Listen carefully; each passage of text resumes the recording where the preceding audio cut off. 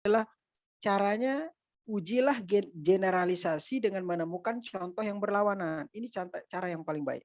Ini sering cara yang digunakan. Jadi kalau untuk menguji sesuatu generalisasi, uji saja yang berlawanan. Nah, misalnya umumnya pemain sepak bola Liga Inggris digaji sangat tinggi, kecuali pemain dari klub divisi bawah. Ini betul. Di sini ada sisi perlawanan. Contohnya umumnya dengan kata kecuali. Nah, ini baru benar. Umumnya pemain sepak bola Liga Inggris digaji sangat tinggi. Ini kan kemudian ada perlawanannya, kecuali pemain dari klub divisi bawah. Jadi dari sini para ahli-ahli mantik itu, para ahli-ahli logika kemudian cara mendekati hasil dari cara merumuskan lah, bisa juga membuat generalisasi adalah gunakan lebih dari satu contoh. Contoh yang kedua adalah contoh yang benar mewakili suatu kelompok. Kemudian waspadai informasi tersembunyi. Kemudian ujilah generalisasi dengan menemukan contoh yang berlawanan. Nah, generalisasi itu intinya ya apa ya? Kita sering melihat ya ketika ada orang apa, kemudian kita menyimpulkan begini. Ini yang paling sering juga dalam dunia digital saat ini, yang sering orang gunakan generalisasi. Lalu kemudian dikirain mengeneralisasi itu dengan seenak-enaknya tanpa ada panduan logikanya. Makanya nanti akan ada juga selain dari analogi pincang, ada juga namanya generalisasi yang pincang, yang salah. Ini sering sekali kalau dalam ilmu fikih itu sering menggunakan ini. Di sini kalau di dalam bukunya siapa? Dalam bukunya Basik Jalil juga ada ya. Nanti bisa dibaca di situ, Istiqra. Oke, kalau di situ saya rasa dari bacaan-bacaan yang ditulis oleh tulisan makalah yang ditulis oleh pemakalah itu, saya rasa sudah cukup detail ya tentang tentang Istiqra. Tapi banyak sekali masih kurang itu adalah dari sisi footnote-nya itu masih banyak salah. Kemudian banyak tipunya, itu nanti tolong diperbaiki. Oke, langsung saja nanti kita tambahkan lagi.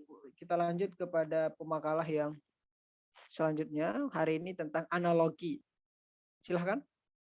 Mana pemakalah? Sudah hadir semua? Sudah Pak, alhamdulillah. Oke, silahkan. Baik teman-teman, assalamualaikum warahmatullahi wabarakatuh. Innal hamdalillah nahmaduhu wa nasta'inuhu wa nastaghfiruh wa na'udzu billahi min shururi anfusina wa min sayyiati a'malina may yahdihillahu fala mudilla lahu wa may yudlillahu fala hadiyalah. Asyhadu an la ilaha illallah wa asyhadu anna Muhammadar Rasulullah la nabiyya ba'da amma ba'd. Alhamdulillahirrabbilalamin. Puji serta syukur kehadirat Allah Subhanahu wa Ta'ala yang telah memberi kita berbagai macam nikmat, terutama nikmat iman, nikmat Islam, serta nikmat sehat walafiat, sehingga kita bisa berkumpul di Zoom meeting pada hari Senin ini. Salawat serta salam tak luput kita aturkan kepada baginda Nabi Muhammad Sallallahu Alaihi Wasallam yang telah membawa kita dari zaman kegelapan hingga zaman terang benderang seperti saat ini. Baik teman-teman, kita dari kelompok 10 ingin memaparkan materi yang berjudul analogi.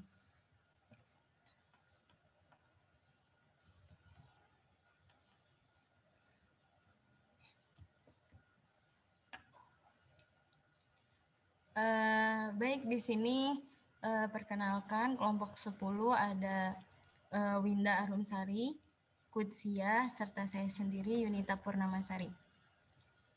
Untuk menyingkat waktu, kepada pemateri pertama saya persilahkan.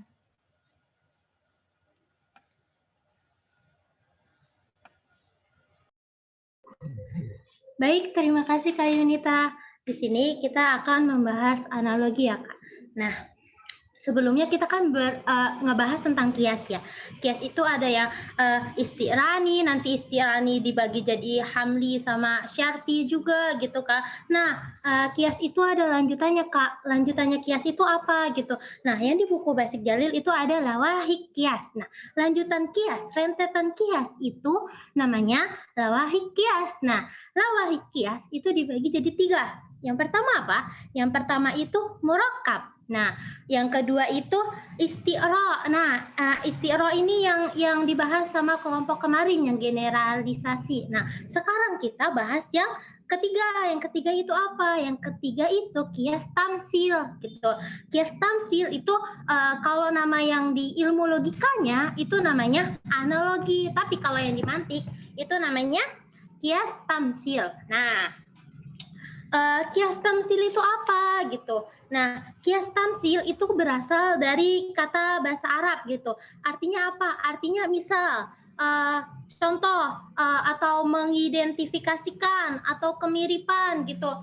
Jadi intinya kalau kias tamsil, kalau analogi itu contoh yang memiliki kemiripan dengan topik yang dibicarakan. Jadi mirip-mirip gitulah topik yang dibicarakan gitu. Jadi maksudnya gimana Winda? Analogi itu biasanya tuh pasti ya Kak, pasti ada kata seperti atau bagaikan gitu atau ibarat gitu. Nah, jadi untuk apa gitu analogi gitu. Nah, saya analogikan gini ya Kak. Saya analogikan, saya contohkan seperti ini. Nah, contohnya Kak Eka. Kak Eka punya adiknya namanya Kak Cindy gitu. Nah, adiknya ini yang Kak Cindy ini masih SD Kak. Nah, masih SD. Sedangkan Kak Eka itu udah kuliah gitu Kak. Nah, Kak Eka itu pengen adiknya ini, Kak Cindy ini, si Cindy ini, Dek Cindy ini nggak nyontek gitu. Sebagai orang yang nggak nyontek, orangnya jujur gitu. Nah, tapi kan nggak mungkin kan Kak Eka tuh bilang gini, Dek, jangan nyontek. Kalau nyontek itu berarti kamu itu bertentangan dengan tujuan pendidikan. Berarti kamu itu tidak orang yang tidak jujur gitu. Kamu itu berarti nggak sesuai dengan tujuan pendidikan gitu. Yang ada kan pasti bukannya Dek Cindy ini paham, mana Dek Cindy itu nanya-nanya, Kak, tujuan pendidikan itu apa Kak? Kenapa kita nggak boleh bertentangan dengan tujuan pendidikan? Kenapa kita nggak boleh bohong? Kenapa kita nggak boleh jujur? Kan mana bukannya ngerti mana Kak Eka-nya nih bingung ya. Aduh gimana ya ngejelasinnya ya?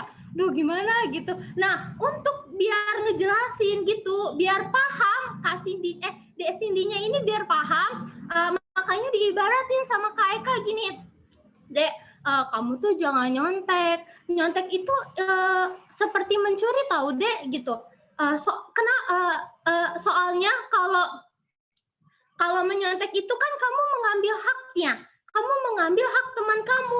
Iya sih kalau mencuri itu harta. Mencuri itu nyuri uang, nyuri lemari. Tapi kalau menyontek kamu mencuri pemikiran teman kamu dengan cara diam-diam kamu mengambil hak teman kamu gitu.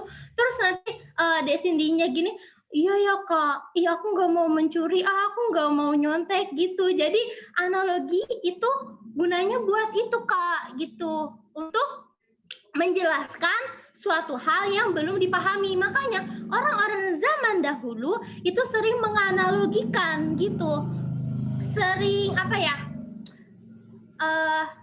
mengibaratkan gitu, andaikan, bagaikan gitu, seperti gitu-gitu Kak. Nah, analogi itu dibagi jadi 2. Macam-macam analogi itu ada 2 Kak. Apa aja Winda? Jadi analogi itu ada yang analogi deklaratif, ada yang analogi induksi atau argumentasi. Jadi kalau yang deklaratif itu gimana Winda? Jadi sekarang kita yang induksi dulu, induktif dulu ya Kak. Jadi kalau induktif itu intinya dari penjelasan yang di makalah itu apabila suatu hal mempunyai satu atau lebih dari ciri yang sama gitu. Ini hitam. anjing hitam itu mengelak, mengelak, terus memburu, menggigit. Jadi apa? Mengelak, memburu, menggigit. Nah, anjing yang kedua itu anjing coklat. Nah, anjing coklat itu mengelak sama memburu. Cuma dua, menggigit. Tidak memenuhi syaratnya, akan tetapi kita mengerti, itu bagaimana? Iya. Gitu ya? Oke. Terus ada yang ingin bertanya lagi?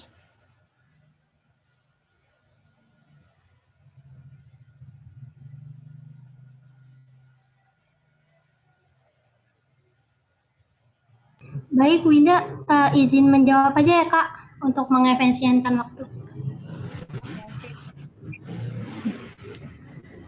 Jadi gini Kak, sebenarnya kias tamsil ini tuh lebih populer, lebih famous, lebih banyak dibahas itu di usul fikih. Di usul fikih, bukan di ilmu mantik. Makanya yang di buku Nuruddin ini ada di bagian akhir doang, cuma 2 halaman. Sedangkan yang lain itu banyak banget. Soalnya emang lebih populer di usul fikih. Sebelumnya kita udah belajar kan sama dosen usul fikih gitu kan. Nah, sebenarnya ini tuh hampir sama ke yang kias. Yang pas itu dijelasin sama pemateri tentang kias di usul fikih juga. Nah, jadi kalau yang di kias itu ada apa Kak? Yang di kias itu kan ada asal, ada cabang, ada hukum, ada ilah. Nah, kan nggak ada kan lata kulu ganja, nggak ada kan Kak? Yang di Al-Quran adanya apa? Yang di Al-Quran adanya yang tentang khomer gitu. Nah, jadi yang ganja itu masuknya ke cabang. Nah, yang khomer itu masuknya ke asal. Nah, ilahnya itu disetarain. Nah, nyetarainnya ini Kak, nyetarain ilahnya, ini kira-kira sama apa enggak ya gitu-gitu. Itu pakai analogi Kak. Itu pakai kias tamsil gitu. Jadi lebih ke situ. Jadi kalau yang ditanyakan sama Kak Yuli itu berarti nggak valid Kak. Itu nggak dibenarkan kiasnya. Nah, itu nanti kalau jadi ijtihad itu salah banget itu. Dalam usul fikih itu disalahin banget Kak gitu. Makanya benar-benar harus sama dan harus ada syarat-syaratnya kan Kak gitu. Harus ada rukun-rukun yang dipenuhi gitu. Mohon koreksinya Bapak. Iya, bagaimana Kak Yuli? Apakah sudah puas dengan jawaban Kak Winda?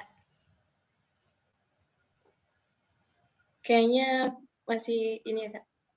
Belum dapat gitu apa yang saya ini. Oh iya. Pembahasannya di ini aja Kak gitu. Di ilmu mantik aja gitu. Maksudnya itu tuh boleh dipakai atau enggak gitu. Selama itu kan kita kan tujuannya buat audiens atau buat pelajar yang kita lagi ajar gitu. Selama dia ngerti, kenapa enggak gitu? Atau pemikirannya beda gitu. Kalau di mantik itu nggak boleh kalau misalkan dia dengan cara penyampaian itu ngerti, tapi itu tuh nggak boleh gitu. Soalnya akan berefek kemana gitu. Atau nggak apa-apa selama audiens yang kita tuju itu ngerti gitu. Baik Kak Winda, pembahasannya di ilmu mantik atau Kak Kutsia? Baik Kak, izin menjawab. Kalaupun bisa Kak, itu nanti masuknya ke analogi induktif. Dia punya ciri-ciri yang sama, punya satu atau dua hal yang sama, tapi ada perbedaan di antara mereka. Kayak misalkan tadi yang anjing yang satu mengelak, memburu, menggigit, tapi anjing yang kedua yang coklat itu cuma mengelak sama memburu. Jadi kita nggak bisa samain dong. Oh berarti anjing ini nih menggigit, enggak dong? Kan yang coklat itu enggak gitu. Makanya kenapa analogi argumentatif, analogi induktif itu enggak pernah valid. Soalnya pasti ada perbedaannya Kak. Walaupun sama, gini, Winda sama Kak Yunita itu sama-sama perempuan, sama-sama mahasiswa IIKI, sama-sama belajar di IIKI. Tapi kan pasti beda kapasitas keilmuannya nanti antara Winda dan Kak Yunita lebih tinggi, Winda ya gitulah bobrok gitu. Jadi gitu Kak. Mohon koreksinya Bapak. Iya, bagaimana Kak Yuli? Apakah Kak Yuli sudah puas atau masih ada keganjalan? yang ingin disampaikan, Kak? Jadi pada intinya gitu, itu tuh dalam dunia pendidikan atau dunia keilmuan gitu. Kalau analogi yang kayak gitu tuh boleh dipakai atau enggak gitu. Sedikit saya tambahkan ya. Kalau menurut saya seperti itu nggak apa-apa, Kak. Karena apa? Karena agar si murid tersebut itu mengerti gitu, Kak. Mengerti gitu. Itu kan cuman hanya kiasan yang agar si murid itu paham gitu. Karena menyampaikan sesuatu itu ke apa sih mentransfer ilmu itu kan banyak metodenya ya, Kak ya. Banyak metodenya gitu. Jadi tergantung si guru tersebut kan, kayak misalnya kemarin tuh yang Kak Yuli contohin ini kan kayak Bu Ifati ya, apa sih namanya, menganalogikan sesuatu yang itu dengan kayak makanan, bakso dan yang lain-lainnya. Nah, itu kan agar kita itu mengerti. Jadi kalau menurut Yuni itu tidak masalah, Kak, kecuali hukum itu kan sekedar contoh gitu ya, Kak. Nah, kecuali menetapkan hukumnya gitu, Kak. Menetapkan hukumnya. Nah, menetapkan hukumnya terus di apa sih namanya, dianalogikan dengan yang lain-lainnya. Mungkin itu yang tidak boleh. Tapi kalau misalnya kita apa sih berniat untuk mentransfer ilmu kepada murid dan agar murid itu mengerti gitu, itu tidak masalah gitu, Kak. Mohon koreksinya, Bapak. Bagaimana, Kak? Iya, Kak, paham, Kak. Makasih. Maaf, saya baru masuk, saya keluar masuk nih. Silakan yang lain dulu, silakan. Ya, baik. Kepada teman-teman sekalian, apakah ada yang ingin bertanya lagi?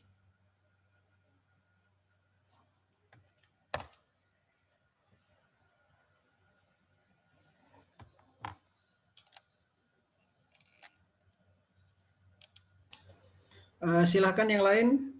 Tadi saya nggak mengikuti, tiba-tiba keluar Zoom.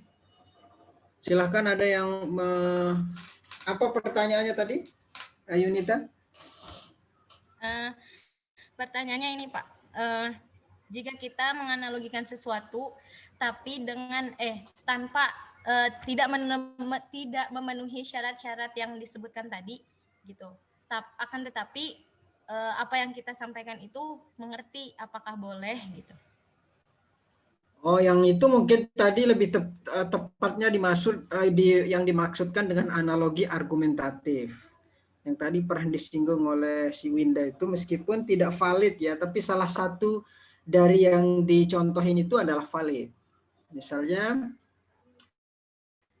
sering ketika saya menjelaskan sesuatu kepada kalian tentang satu hal, tapi kalian itu tidak paham tentang satu hal itu, kemudian saya menganalogikan dengan yang lain.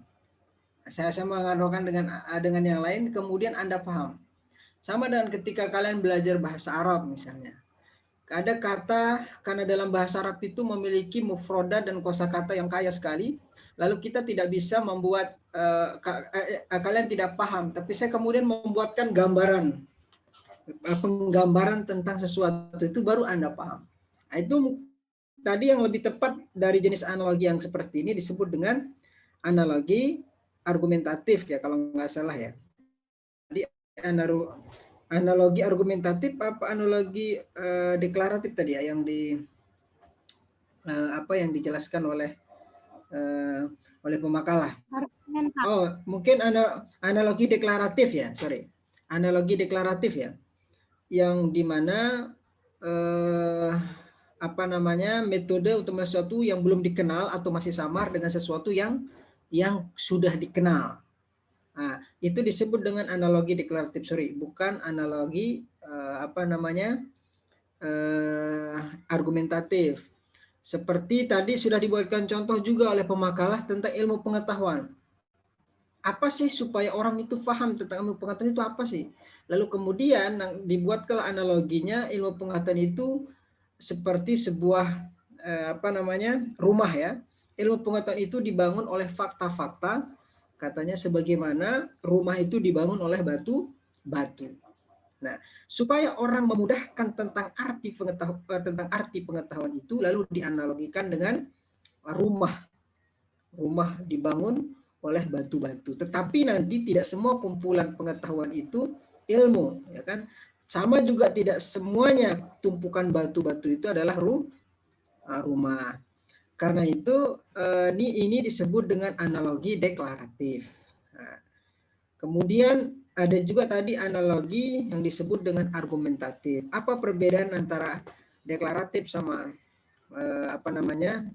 argumentatif? Kalau argumentatif sesuatu yang sama dengan sesuatu yang sudah sama, tapi kalau argumentatif adalah berisi tentang suatu atau lebih ciri yang sama seperti yang terdapat pada satu yang lain. Jadi kalau ada di satu ciri yang satu, maka di ciri yang lain juga ada. Nah, ya, itu namanya analogi. Nah, dalam ilmu mantik istilah analogi disebut dengan tamsil. Tadi betul sudah disampaikan oleh Winda, istilah tamsil di dalam mantik tidak terlalu banyak dibahas tentang tamsil. Ini dimasukkan hanya di bagian lawahik tadi, karena dia tidak secara spesifik, tapi hanya tambahan disebut dengan lawahik al-qiyas seperti tamsil. Kenapa? Karena materi tamsil ini lebih banyak dipelajari dalam usul fikih nanti. Di dalam usul fikih makanya disebut dengan tamsil. Tamsil itu perumpamaan. Tadi analogi deklaratif atau argumentasi. Tamsil perumpamaan. Jadi suatu hukum diumpamakan dengan yang lain. Makanya tamsil itu artinya adalah penetapan itu kan caranya adalah dia mengambil contoh yang satu, kemudian contoh yang ada di satu karena ada kemiripan diberlakukan juga kepada contoh yang lain. Nah, makanya tidak terlalu panjang dibahas. Kalau suara saya putus-putus ya? Oh, berarti ini salah dari laptop saya nih. Dari tadi. Jadi kenapa ya kalau laptop ada yang ahli bidang laptop ini, kenapa kalau saya masuk pakai, saya keluar dulu berarti. Suara saya putus-putus ya? Iya, Pak. Oke, berarti saya harus keluar nih. Saya pindah ke HP dulu.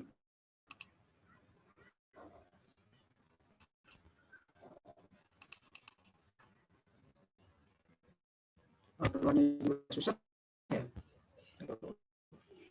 Keluar tidak mau.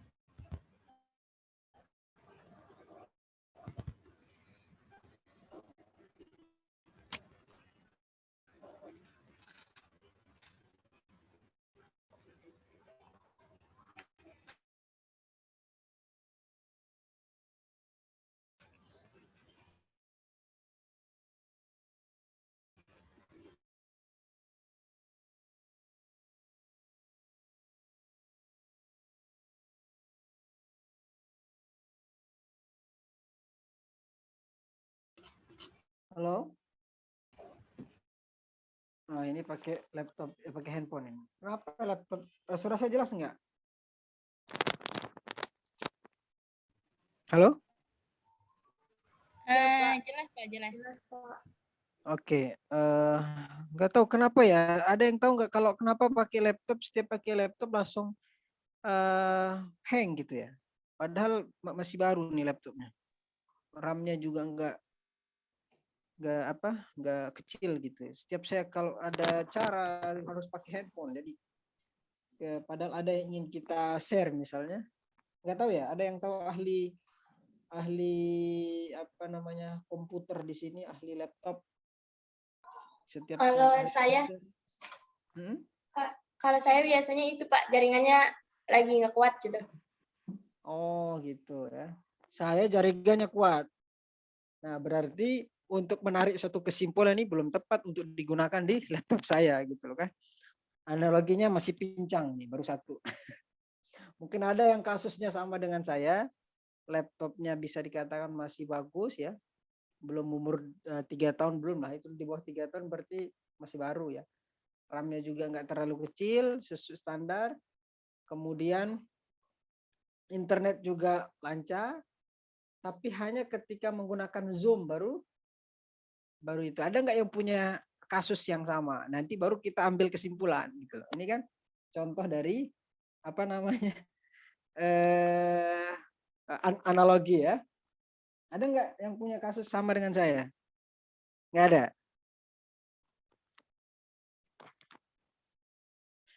Ada nggak di sini yang sekian banyak ini? Akhirnya, akhirnya begini. Nggak ada ya? Paling sinyal ya, kalau kalian ya.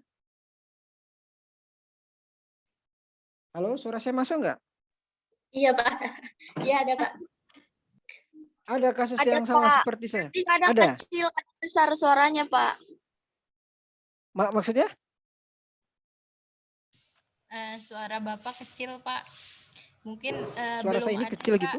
Belum ada yang punya kasus seperti Bapak. Oh, nggak ada ya. Oke, berarti susah untuk mendiagnosanya. Sama dengan dokter. Makanya dokter itu juga menggunakan analogi.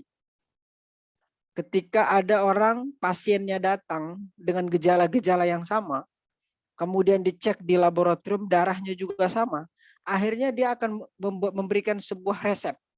Resep itu adalah hasil dari analogi-analogi yang dia kumpulkan dari pasien-pasien yang lain. Nah, ini semakin akurat seorang pasien memberikan keluhannya dan alasannya, semakin akurat juga nanti akan diberikan resep oleh dokter. Ini masih kecil suara nggak?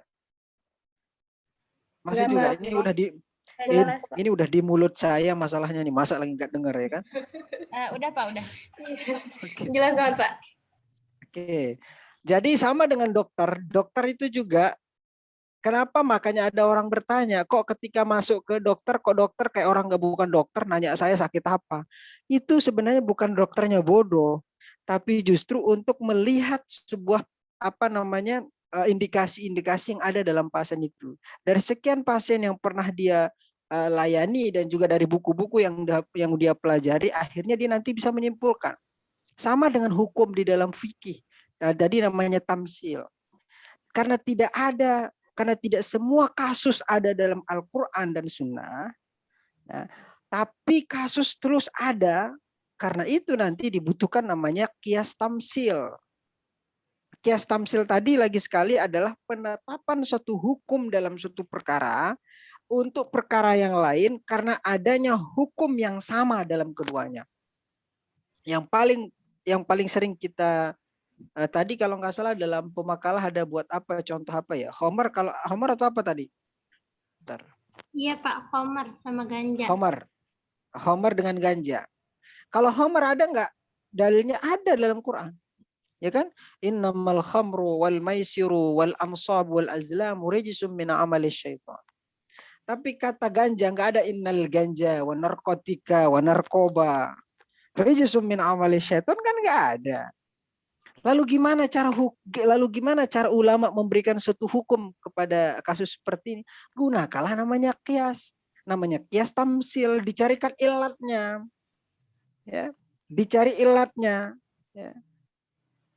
Nah, makanya sumbernya ada tadi. Tadi aturan pokok rumus cara membuat qiyas. Pokoknya apa? Ada khomer. Ya. Kemudian apa lagi tadi cara yang kedua? Tadi di pemakalah itu apa itu? Yang kedua adalah kemudian nanti ada ilatnya. Ilat atau sebab yang merekatkan mereka. Dalam artian antara khamar itu. Khamar kan dalilnya ada dalam Al-Quran. Nah, apabila sudah kita temukan ilatnya, maka hukum yang sama pun diberlakukan setara. Kenapa? Karena ilat dari keharaman khamar itu, ilatnya apa? Memabukkan. Narkoba, itu kan orang lupa diri. Maka akhirnya kesimpulannya segala yang memabukkan, yang tidak sempat disinggung oleh Al-Quran dan Sunnah, juga hukumnya haram. Nah, inilah namanya qiyas tamsil di dalam, tapi paling banyak digunakan di dalam di dalam ilmu fikih, di dalam ilmu usul fikih. Nah, ini termasuk yang menggunakan hampir 4 mazhab yang 4 kalau nggak salah ya, Syafi'i, Hanafi, Syafi'i menggunakan dari qiyas ini. Karena ada namanya Quran, Sunnah, ijma, kemudian qiyas. Nah, nanti hukum itu akan ketahuan mana ini yang cacat, mana yang cacat dari sisi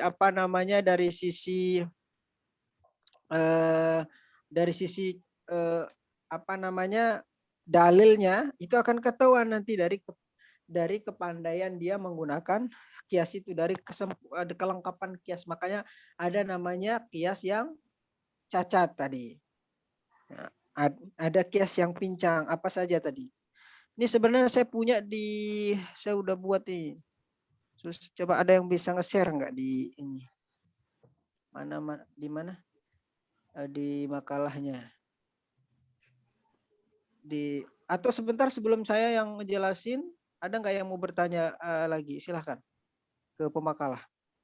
Sambil saya mau sharekan. Baik, kepada teman-teman yang ingin bertanya dipersilahkan.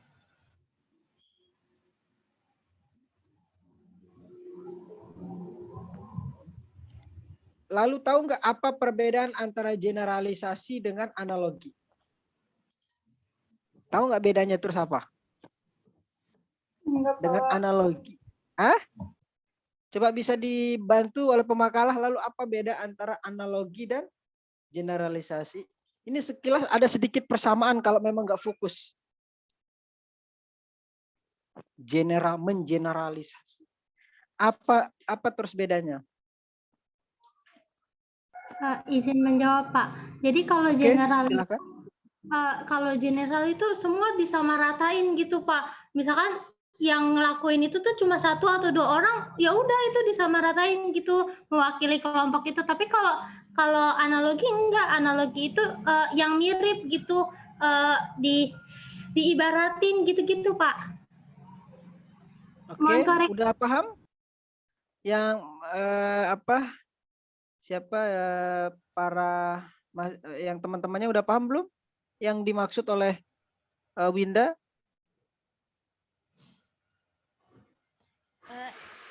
Kenapa, Pak? Apa perbedaan antara analogi dengan generalisasi? Kalau dari sekilas tadi mungkin ada yang menganggap ada sedikit kemiripan. Generalisasi, mengeneralisasi, kamu mah terlalu mengeneralisir, kata orang intelek ngomong. Kamu sih terlalu mengeneralisir. Jadi perbedaannya tadi sudah betul, tapi mungkin bahasanya terlalu itu, temannya kurang begitu paham.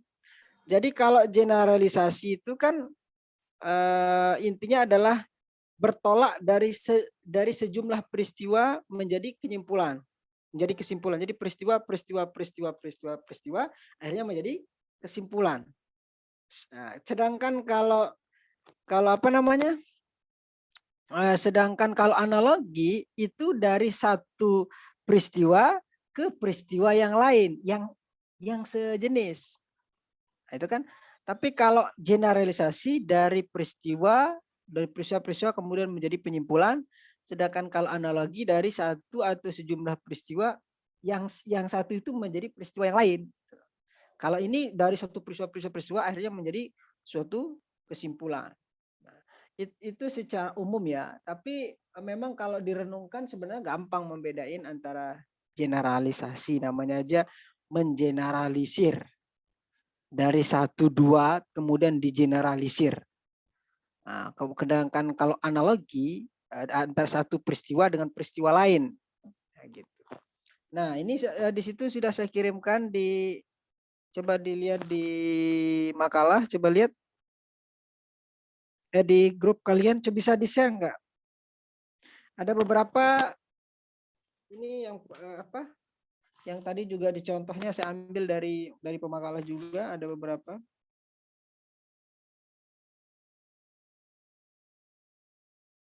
Ya silahkan di-share karena saya nggak bisa pakai laptop, ini susah banget ya.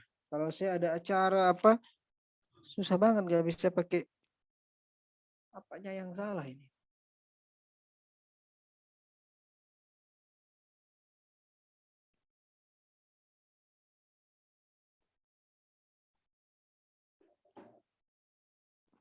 Silakan ada yang bertanya sambilan.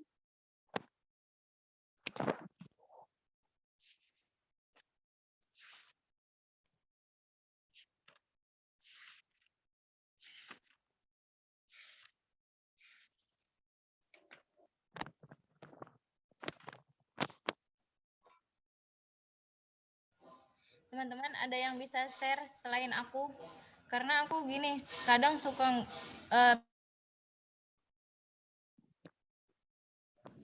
Kenapa?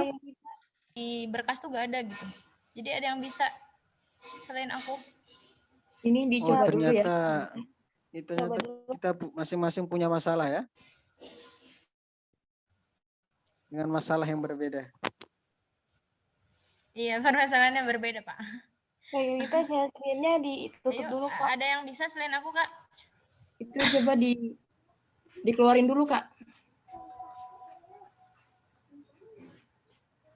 Oh iya, baik. Ada yang nggak masuk hari ini?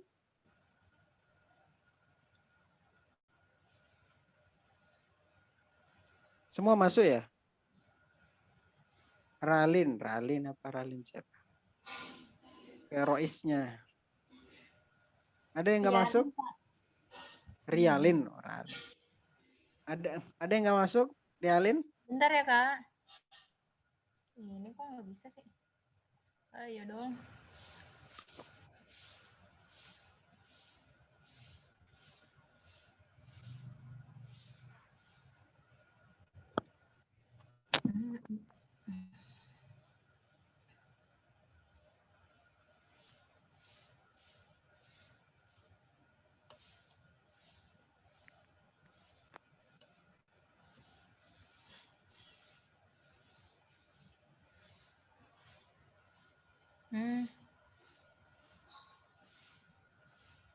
Masih belum bisa?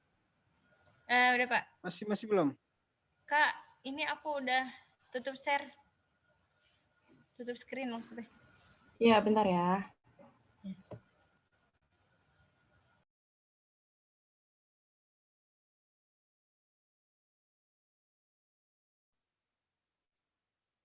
Itu ada yang bertanya di kolom chat itu, bisa dijawab dulu sambilan.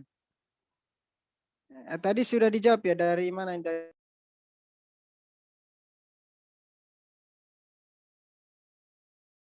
Pertanyaan dari Kak Cindy ya?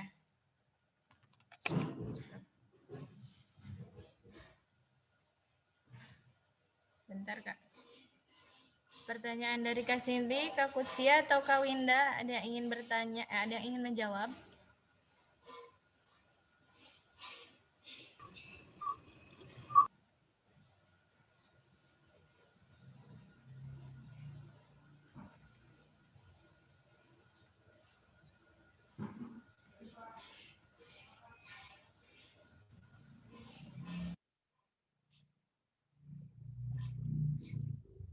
Kita UASnya tanggal bulan apa ya?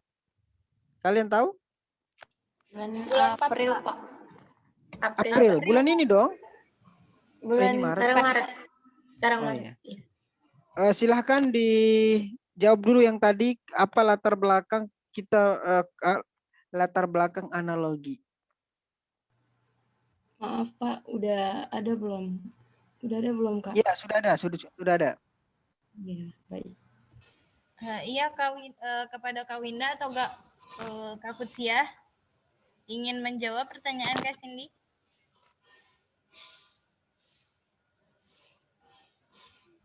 Winda izin menjawab, Kak. Ya, baik. Apa latar belakang analogi ini? Pada dasarnya dari zaman nenek moyang kita itu udah nerapin analogi ini, Kak, gitu. Cuma mungkin baru diteoriin, baru dipelajarin, baru ada substans ilmunya itu saat-saat ini, Kak, gitu. Cuma pada dasarnya diterapinnya, diamalinnya itu dari orang-orang terdahulu, nenek-nenek moyang kita dulu sering ngeanalogiin ini, Kak, tanpa mereka sadari. Kenapa? Buat apa? Lagi-lagi balik ke yang tadi, Kak, buat menjelaskan kepada orang yang belum mengerti apa yang dia maksud gitu. Mohon koreksinya, Bapak.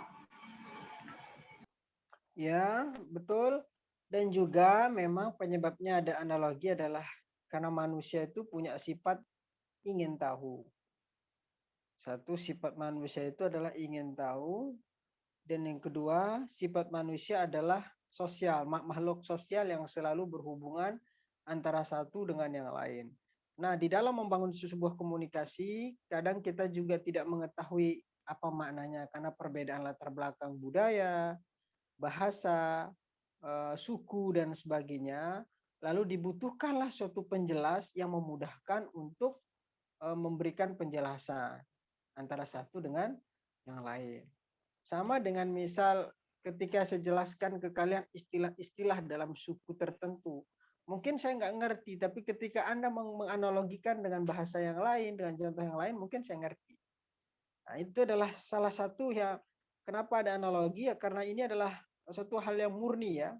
Salah satu sifat naluriah fitrah manusia yang ingin tahu, lalu keinginan tahunya kadang banyak masalah, salah satunya karena perbedaan tadi. Lalu untuk memudahkan pengetahuan itu maka dibutuhkanlah analogi. Nah, di sini analogi sebenarnya tadi sudah ada juga ya di pemakalah. Saya ambil sebagian analogi atau disebut juga dengan qiyas tamsil ya. Di sini ada namanya analogi adalah kesimpulan yang ditarik dengan jalan menyampaikan atau memperbandingkan satu fakta khusus dengan fakta khusus yang lain. Ya, membandingkan satu fakta khusus dengan fakta khusus yang lain. Contohnya tadi, ilmu pengetahuan itu adalah sekumpulan fakta-fakta. Kemudian rumah adalah sekumpulan dari batu-batu. Itu kan fakta, maksudnya memperbandingkan satu fakta khusus dengan fakta khusus yang lain. Nah, analogi itu berbicara tentang dua hal yang berlainan, yang satu bukan yang satu bukan yang lain, dan dua hal itu dibandingkan dengan yang satu dengan yang lain. Contohnya, kalau kambing dibandingkan dengan sapi ya. Kalau kambing dibandingkan dengan sapi, maka kedua-duanya adalah binatang. Akan tetapi yang satu berbeda dengan yang lain dari warna, besar dan sebagainya. Nah, ini secara umum ya. Oke, next. Tadi juga sudah ada di mana? Nah, ini kias. Kalau ini kias secara umum ya, yang secara belum masuk ke lawahik kiasnya. Al kiasu lughatan huwa taqdiru mithalun akhar. Adalah menyamakan sesuatu pada perkara yang lain yang memiliki suatu ketentuan yang pasti. Ya. Sedangkan menurut istilah ahli mantik, al-qiyas huwa qaulun mu'allif min qadaya yalzimuhu li zatihi qaulun akhar. Qiyas adalah serangkaian ucapan yang tersusun menjadi satu rangkaian kalimat yang secara otomatis muncul ucapan lain dari qadiyah-qadiyah tersebut. Oke, ini juga sudah jelas ya. Sama juga ini. Terus next. Nah, contoh kias tadi udah. Tadi kalau tadi Homar, ini arak. Status hukum arak. Gimana cara kita mengetahui status hukum arak? Nah, pertama, arak itu memabukkan. Setiap yang memabukkan hukumnya haram. Jadi arak itu hukumnya haram. Makanya kias itu terdiri dari dua premis ya. Yang ketiganya itu menjadi natijah atau kesimpulan. Kemarin juga ada namanya, kalau di dalam lawahikul kias nanti ada namanya kias murakkab. Kalau natijahnya lebih dari satu, maka itu disebut dengan kias murakkab, di mana natijah yang pertama menjadi premis minor atau muqaddimah sugro, sedangkan nanti digabungkan lagi dengan premis mayor dari kumpulan premis-premis yang lain. Nah, ini cara untuk mengetahui status hukum arak yaitu seperti ini. Arak itu memabukkan. Bapak maaf, suaranya kecil lagi, Pak. Oh, kecil lagi ya. Oke, ini udah jelas? Jelas, Pak. Terima kasih, Pak. Oke. Status hukum arak, arak itu memabukkan. Setiap yang memabukkan hukumnya haram, arak itu hukumnya haram. Oke, di bawah. Ini nanti penting ini. Terdapat 3 unsur dalam setiap penyimpulan. Tadi sudah disampaikan. Di dalam pemakalah juga sama. Pertama, harus ada peristiwa pokok yang menjadi dasar analogi. Kedua, persamaan prinsipal yang menjadi pengikat. Dan yang ketiga adalah fenomena yang hendak kita analogikan. Contohnya, jika kita membeli mobil yang warna merah ini adalah peristiwa, yang kemudian dan kita merasa mobil itu peralatan dan pelayanannya lengkap dan bagus. Karena mobil yang dulu dibeli di showroom yang sama. Nah, ini kan analogi. Jadi kita beli mobil lagi di tempat yang itu. Karena ada memiliki prinsip yang sama. Jadi peristiwa pokoknya, peristiwa adalah membeli mobil. Kita merasa mobil itu peralatan dan pelayanannya lengkap. Fenomena dianalogikan karena mobil yang dulu dibeli showroom yang sama. Oke, terus ini yang tiga ini yang perlu diperhatikan ya di dalam apa namanya di dalam analogi. Harus ada peristiwa pokoknya, kemudian harus ada apa tadi yang kedua, menjadi persamaan prinsipal. Ini rukun kias. Kalau dalam kiasnya juga ada rukunnya ya. Tapi ini rukunnya secara umum ya di dalam kias. Ada namanya al-asal, ada namanya furu, ada namanya hukum al-asal, ada namanya illat. Tapi ini kias secara umum ya. Al-asal, apa maksudnya al-asal? Al-asal itu artinya masalah yang telah ditetapkan hukumnya oleh Al-Quran dan hadis Rasulullah. Nah, makanya disebut dengan makis alaih atau yang dikiaskan kepadanya. Kemudian apalagi rukun yang kedua namanya furu'. Furu' ini artinya cabang. Yaitu satu masalah yang belum ditetapkan hukumnya karena tidak ada nas yang dijadikan hujah atas hukumnya. Ini disebut dengan makis yang diukur. Atau disebut juga dengan musyabbah atau yang diserupakan atau mahmul yang dibandingkan. Nah yang ketiga hukmul asal. Hukum dari masalah yang memiliki ilat yang sama dan telah ada dalam nas Al-Quran. Nah, dengan adanya hukum al-asal yang telah jelas dan sama ilatnya, maka dimungkinkan kias. Ilat. Nah kemudian ada namanya ilat. Harus ada ilatnya. Dalam bahasa berarti merubah sesuatu. Secara istilah berarti sesuatu sifat pada al-asal yang telah memiliki hukum jelas dalam nas. Tadi contohnya seperti apa khamar dengan narkotika atau dengan kalau khamar itu kan al-asalnya ada dalam Al-Qur'an. Nah, furu'nya cabangnya seperti narkotika. Enggak ada dia. Ya kan? Belum ada. Nah, ilatnya apa? Hukum asalnya mah haram. Khamar itu. Ilatnya apa? Memabukkan. Maka narkotika, kemudian narkoba itu juga hukumnya haram. Nah, ini rukun kias, arkanul kias. Lanjutnya. Tadi ada ini sudah ya ada analogi deklaratif. Kalau deklaratif itu penjelas lah gitu.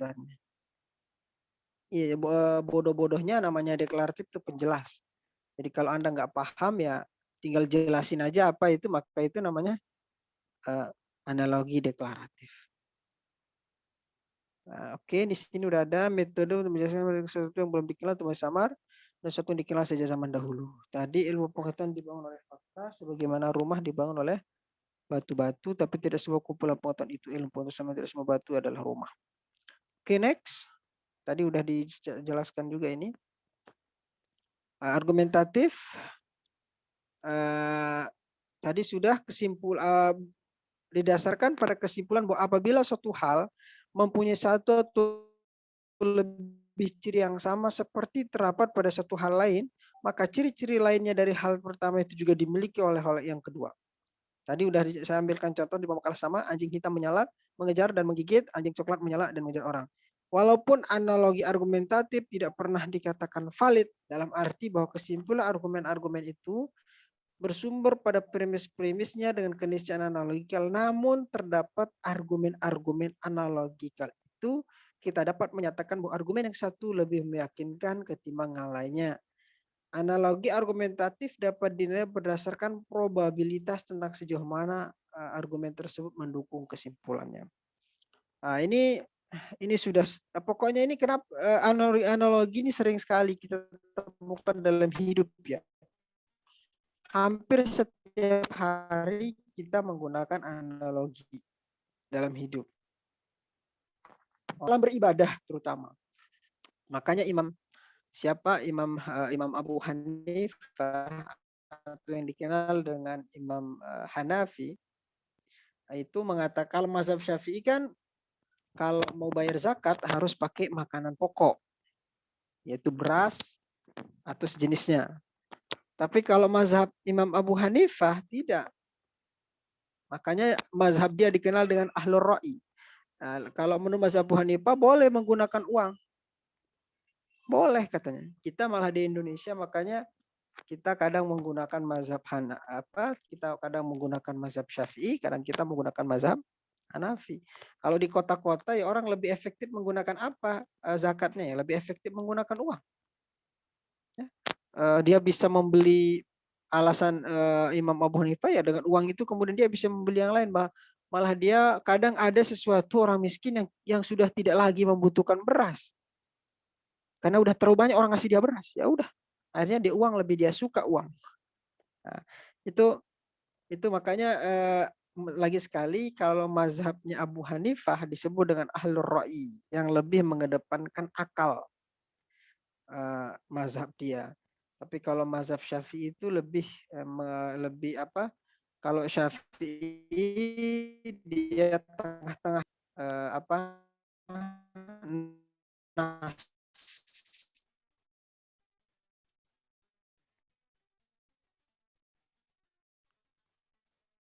Berbeda dengan misal dengan mazhab itu yang paling menonjol ra'inya adalah menggunakan ra'i.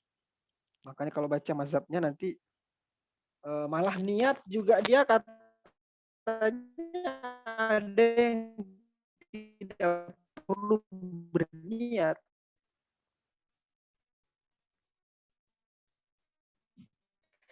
Kalau mazhab Abu tapi niat Indonesia, karena D itu analognya dengan A, B, dan C, maka apa yang berlaku bagi A, B, dan C dapat diharapkan juga akan berlaku untuk D. Jadi analogi induktif tidak hanya menunjukkan persamaan di antara dua hal yang berbeda, akan tetapi menarik kesimpulan atas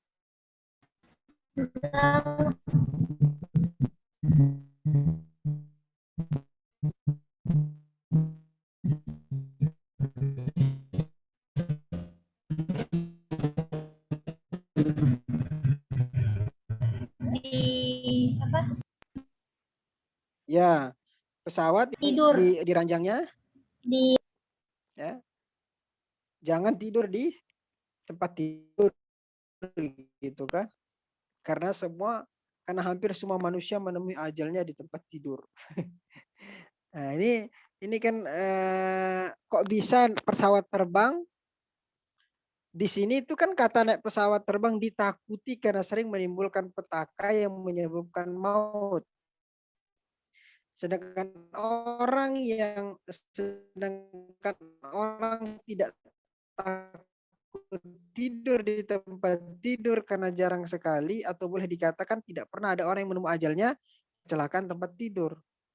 Orang meninggal di tempat dari sini orang menyamakan dua hal yang sebenarnya berbeda.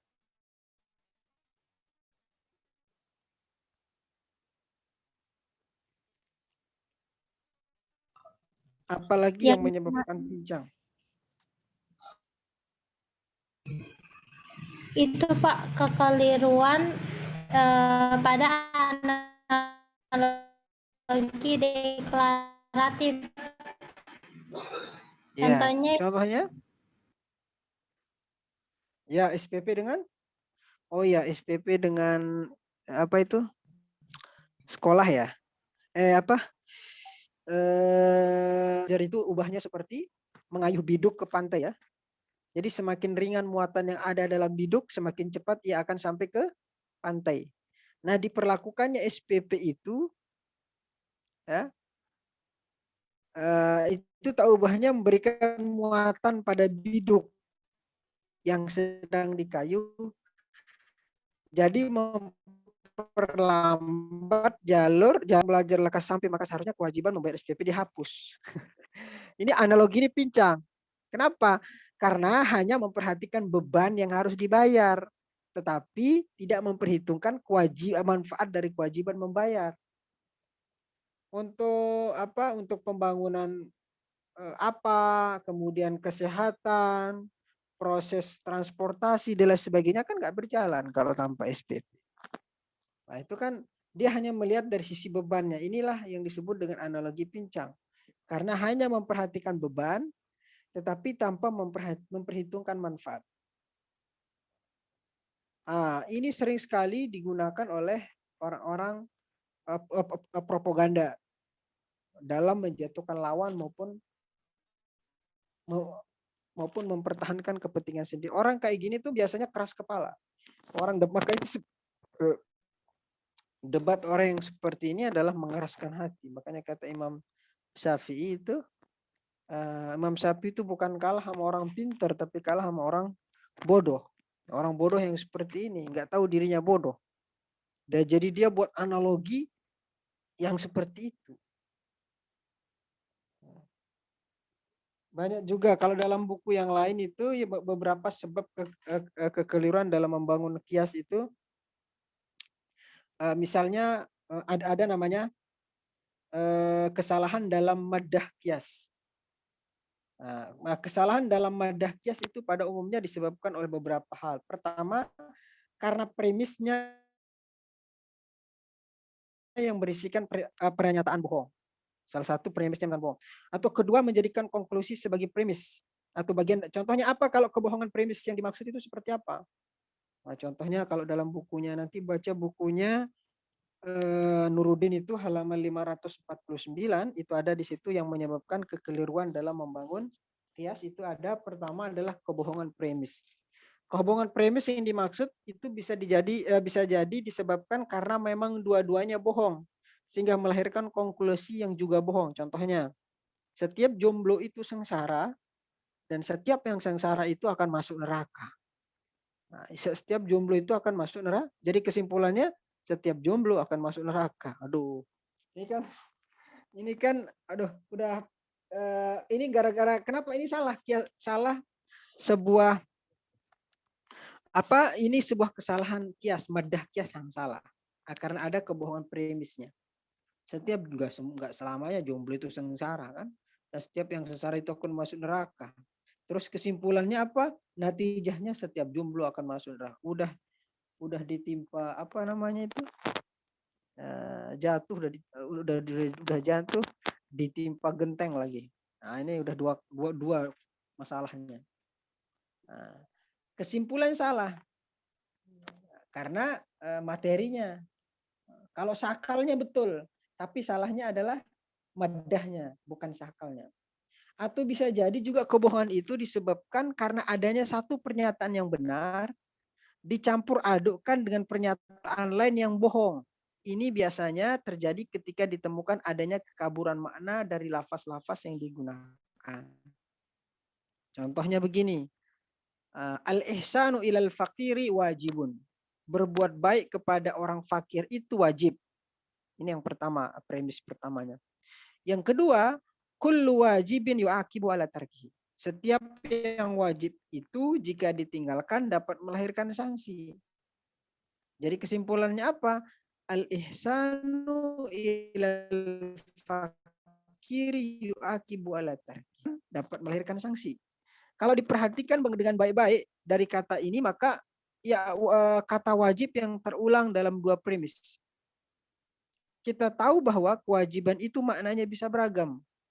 Di sini kata wajib itu maknanya apa?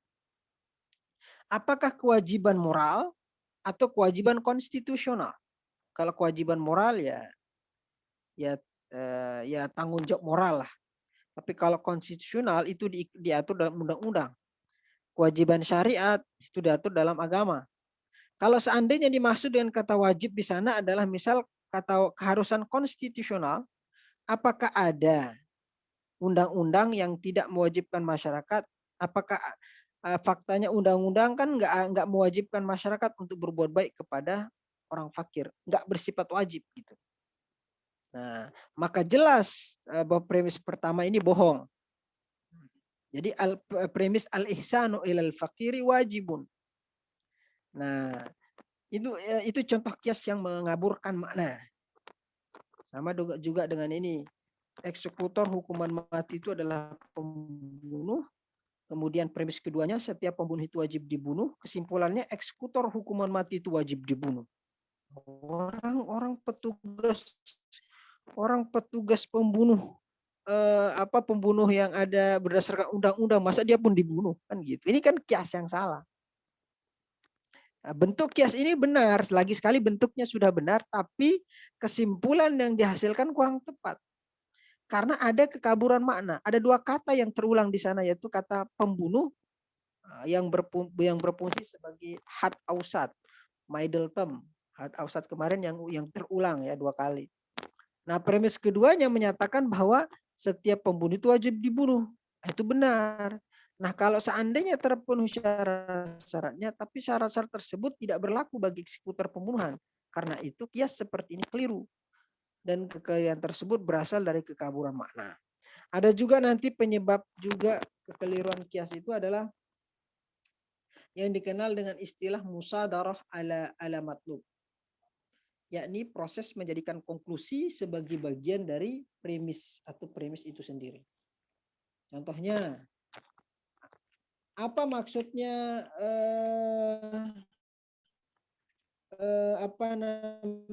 menjadikan konklusi sebagai bagian dari premis? Contohnya begini, itu salah. Jadi kesimpulannya mencuri itu adalah perbuatan yang salah. Ini kan konklusinya menjadi, natijahnya itu menjadi premis, di mana itu terjadi pada premis minornya.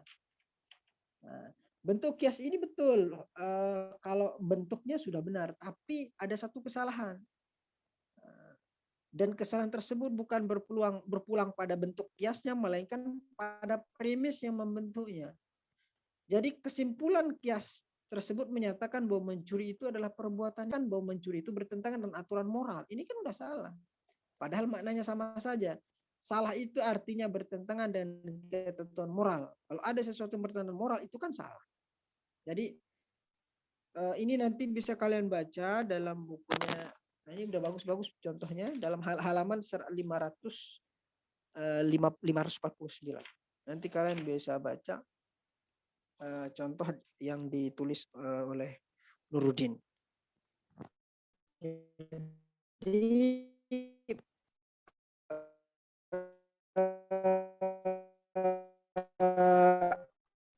perhatikan yang dan juga pada analogi deklaratif. Jadi itu ya, coba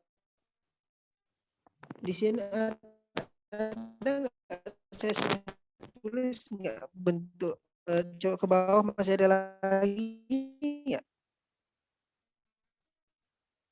Nah, ini cara menilai analogi sedikit banyaknya peristiwa sejenis yang A menggunakan jasa sebuah biro penerbangan dan ternyata pelayanannya tidak memberikan kepuasan pada si A, maka atas dasar analogi si A menyarankan kepada temannya untuk tidak menggunakan biro penerbangan yang sama dengan yang digunakan setelah si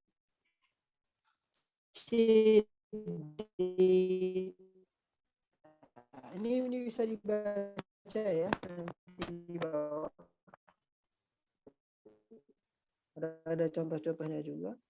Oke, sudah ada juga contohnya. Terus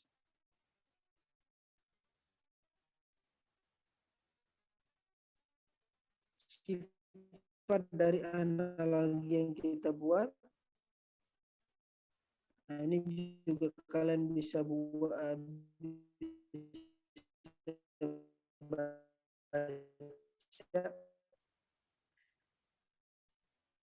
Nah, jadi kan Bapak maaf suaranya secara keseluruhan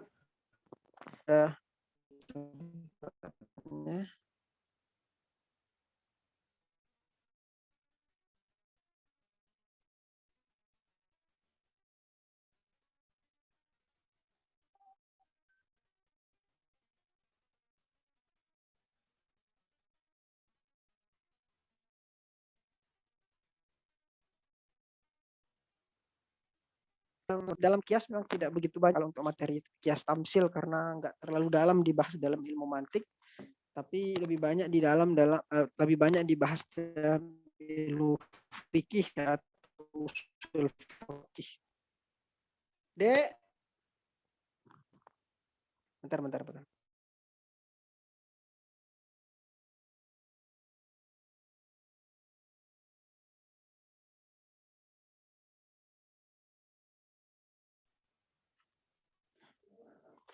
Oke, terus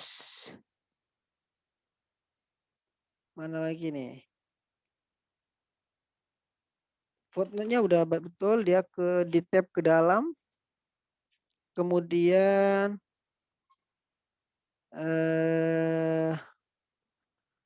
kemudian apa lagi ya?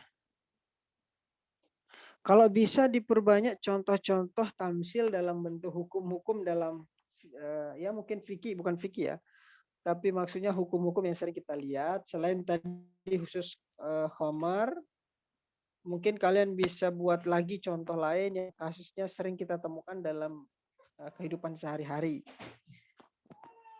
Oke, selain dari contoh arak tadi, khamar, apa?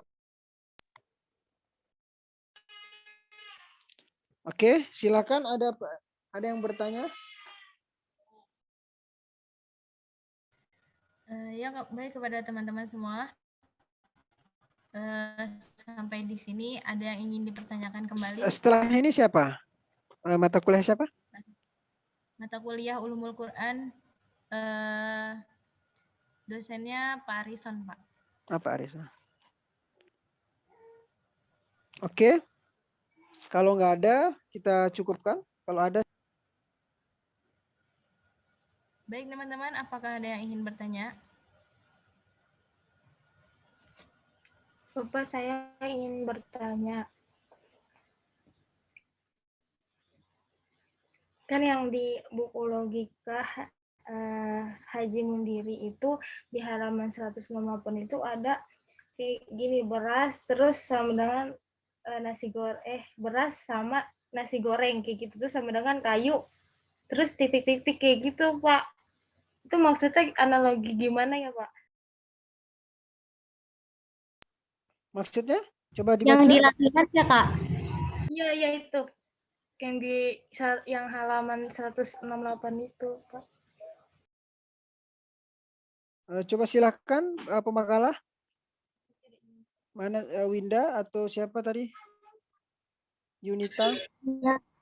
Iya, izin menjawab, Kak. Jadi emang kalau Mundiri itu enaknya dia tuh ada latihannya, jadi buat kita latihan bisa ngerjain. Nah, ini gini Kak, jadi beras sama dengan nasi goreng. Pasti kakak-kakak yang kemarin ngejar SBMPTN udah tahu tentang ini. Jadi beras sama dengan nasi goreng gitu. Berarti beras bisa menghasilkan nasi goreng. Nah, kayu bisa menghasilkan apa? Kayu bisa menghasilkan pasak atau enggak ya? Atau papan atau gelondong. Kan kalau gelondong itu nggak mungkin kan kayu aja sama dengan gelondong, kan kayu itu kan gelondongan gitu kan. Nah, kayu jadi papan, enggak dong, kan papan belum bahan jadinya gitu. Nah, makanya di sini yang tepat itu yang B, kursi tamu, Kak. Jadi bahan jadi dari kayu itu apa? Produk dari kayu itu apa? Kan kalau tadi produk dari beras itu kan nasi goreng. Nah, kalau dari kayu itu apa? Kalau dari kayu itu kursi tamu gitu, Kak. Mohon koreksinya, Bapak. Bagaimana Kak Salsabila? Sudah jelaskah, Kak? Atau ada yang masih mengganjal yang ingin dipertanyakan kembali, Kak?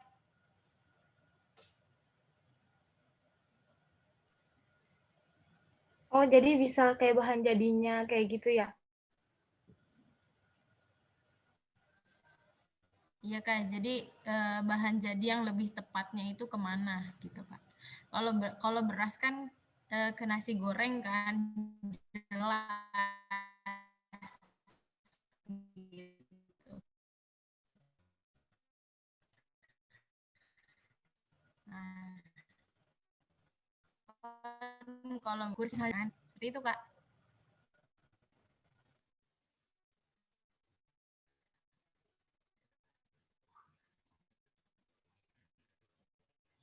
Jadi ini kayak bukan pernyataan gitu ya analoginya ya Kak, tapi kayak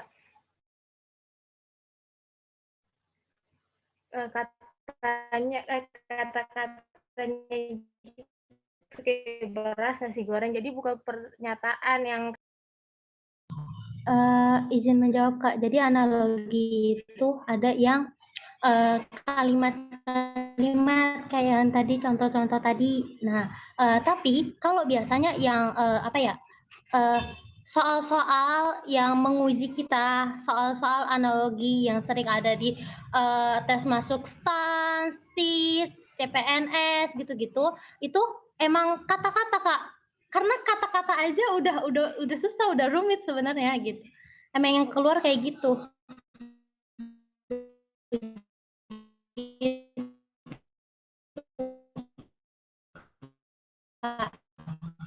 Tapi bisa Kak. Jadi ada yang kalimat, ada yang ini ya Kak, ada yang makna gitu kan?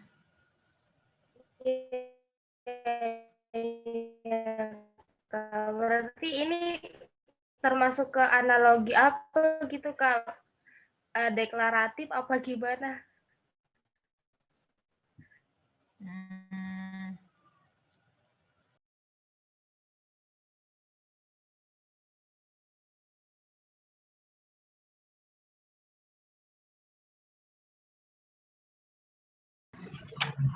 Iya Kak, izin menjawab. Jadi ini lebih ke masang-masangin Kak, lebih ke nyama-nyamain gitu Kak. Jadi masuk analogi deklaratif ataupun induktif gitu. Soalnya kan ya itu, ini lebih ke kayak kata doang gitu kan Kak. Jadi disama-samain aja sesuai logika kita aja gitu. Masuknya ke mana gitu. Menurut kita ini tuh lebih tepat yang mana gitu Kak. Iya Kak Salsabila, jadi ngelihat ke syarat-syaratnya tadi. Nah kalau misalnya kayak tadi kan kayak yang pertanyaan Kak Yuli itu kan syaratnya nggak terpenuhin kan, tapi dia bisa jadi analogi karena dan masuknya ke analogi deklaratif, dan dari contoh yang tadi itu kita lihat syaratnya terpenuhi atau tidak itu. Jadi kita bisa mengetahui bahwasanya apakah itu deklarasi atau enggak, itu apakah itu argumentatif seperti itu Kak. Nah, mohon koreksinya Bapak. Gimana? Saya nggak keluar masuk juga nih. Tapi tadi sudah saya dengar memang tidak selamanya dalam dalam sebuah malah ada yang menggunakan kata ABC. Tadi yang saya buat contoh itu ABCD. Kalau berlaku pada A maka berlaku juga pada B, C, D dan E dan seterusnya. Begitupun dengan bahan dasar dari apa? Dari beras, apa tadi istilahnya, beras dengan kayu itu bisa dimasukkan kepada deklaratif ya, karena dia memberikan sebuah contoh dari sesuatu yang belum jelas samar menjadi sesuatu yang dari sesuatu yang belum samar itu diberikan contoh kepada sesuatu yang sudah jelas. Jadi itu ya. Ada lagi yang lain? Jadi ini lebih Kalau nggak ada, ini udah jam 11. Gimana? Jadi lebih ke persamaan apa gimana Pak? Maksudnya persamaan gimana? Yang mana nih? Yang persamaan, maksudnya analogi gitu ya? Iya, selalu belum ngerti Pak. Kalau dalam bahasa kiasnya kan disebut tadi saya sampaikan namanya kias tamsil. Ya. Kalau tapi nggak terlalu banyak saya sampaikan kalau dibahas di dalam kitab mantik. Pak, maaf Pak, suaranya kecil. Kias tamsil tadi saya sudah contohkan, namanya kias tamsil itu adalah penetapan suatu hukum dalam suatu perkara untuk perkara lain karena adanya hukum yang sama dalam keduanya. Sama dengan tadi dengan analogi. Analogi itu membandingkan fakta khusus yang satu dengan fakta khusus yang lain. Antara beras dengan nasi goreng. Ini kan masing-masing fakta khusus satu dengan fakta khusus yang lain. Sama dengan yang tadi antara ilmu pengetahuan itu adalah terdiri dari kumpulan fakta-fakta, sebagaimana rumah juga adalah kumpulan dari batu bata. Ini kan antara fakta yang satu dengan fakta khusus yang lain. Nah, itu disebut dengan analogi. Nah, makanya tadi analogi itu ada dua, ada namanya analogi deklaratif dan ada juga analogi argumentatif. Kalau analogi deklaratif itu adalah memberikan sebuah contoh pada fakta khusus yang lain yang belum samar kepada yang lain yang sudah jelas.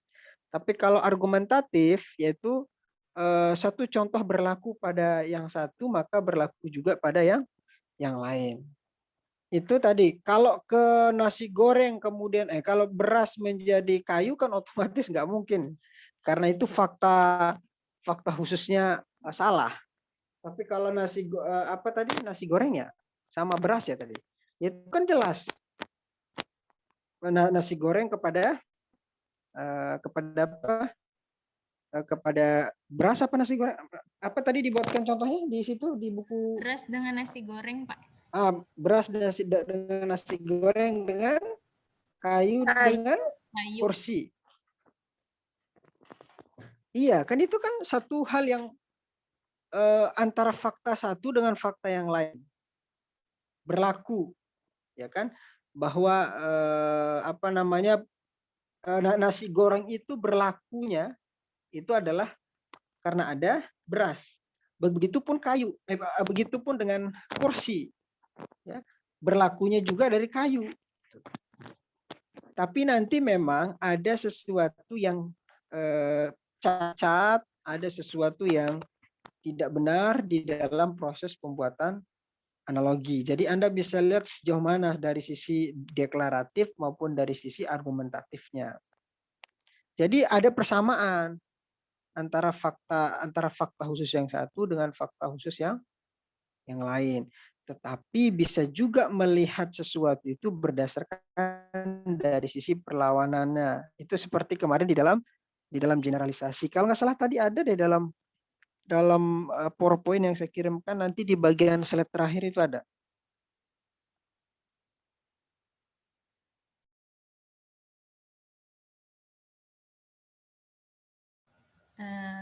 Bapak maaf, sebelumnya ini waktu kita sudah habis, Pak. Karena kita juga lagi ditunggu sama dosen selanjutnya, Pak.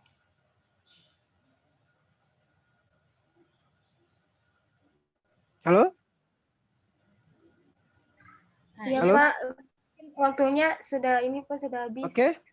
Oh iya, ini jam 11:15, silakan. Nanti kalau ada yang tidak dipahami bisa dikirim di grup ya. Oke, kita cukupkan sampai di sini. Terima kasih banyak. Mohon maaf atas segala kekurangan. Wassalamualaikum warahmatullahi wabarakatuh. Waalaikumsalam warahmatullahi wabarakatuh. Terima kasih, Bapak. Terima kasih, Terima kasih, Pak. Pak. Oke, sampai jumpa.